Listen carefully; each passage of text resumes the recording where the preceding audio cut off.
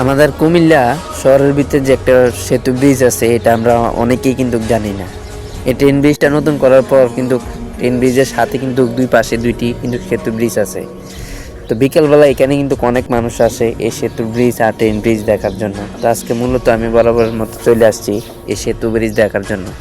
এখন সেতু ব্রিজের উপর দিয়ে হাঁটতেছি, আর সাথে হচ্ছে ট্রেন ব্রিজ, ডাইন পাশে আর বাম পাশে হচ্ছে গোমতী নদী, আর গোমতী নদীর উপর হচ্ছে সেতু ব্রিজটা। তো ব্রিজটা দেখেন, এটা মূলত চায়নারা তৈরি করছে। দেখেন চায়নার ব্রেন কিন্তু অন্যরকম। দেখেন ব্রিজটা অনেক সুন্দর, এক কথা অসাধারণ। তো যারা যারা এখনো আর নেই, অবশ্যই আপনারা এসে কিন্তু ঘুরে দেখতে পারেন কিন্তু। আর সাথে হচ্ছে গোমতী নদীর ভিউটা দেখেন, খুবই অসাধারণ। আর সাথে হচ্ছে দুই পাশে গোমতী নদীর সাথে সাথে হচ্ছে সবুজ গাছগাছরা কিন্তু অনেক সুন্দর দেখা যাইতেছে দেখেন।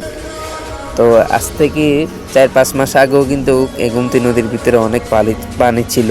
এই পানিতে কিন্তু সবাই কিন্তু ঝুঁকিপূর্ণ ছিল।